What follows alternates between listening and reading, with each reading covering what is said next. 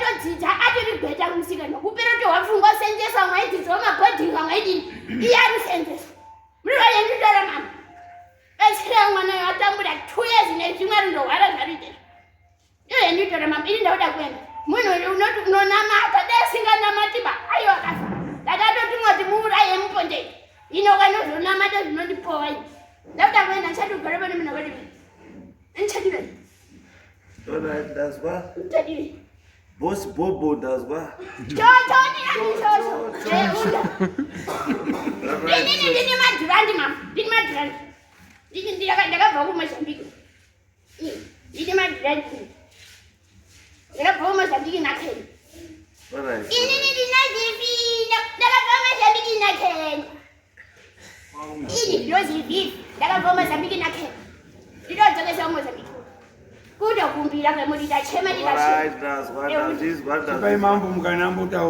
Right, Bambu.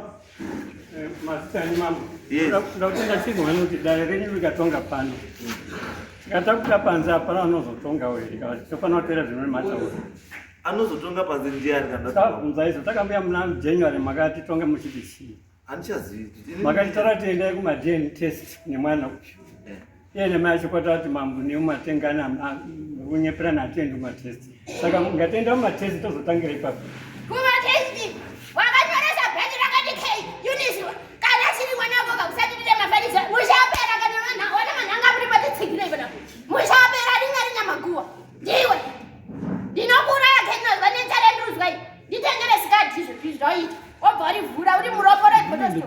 Tenga sikati. Tenga sikati. Tenga sikati zvoita kana. Kuenda matest mangwani. Kutegere matest. Tenga sikati. Imimi nyaya yenyu ndekuti muruti mwana.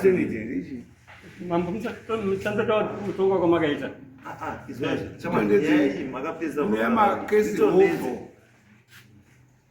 Tondedze nyaya yangu iri. Sakangotondedza mwangoti enda kumatest nemwana uyu. Ande kurwara here. Takati matest DNA here kana matest kuti mwana rapisai mwana. Norapisa mwana ndisiyaziva kuti mwana wangu iri. Ndo pane nyaya. Ini ndiri. Mira, ora ndakuzwa. Kana uri kuti wewe hasi mwana wako ndo nyaya yako. Saka iwewe ka ndiwe unofanira kuenda nemwana wangu matest ka iprove kuti hasi mwana wako. Ndizvo makataura paipa.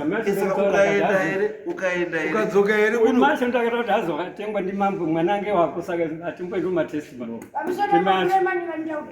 Mambo makatirabisai mwana. Wabva nditora teifamba kwenda kwachigera imwe nganga inobatsira bandera.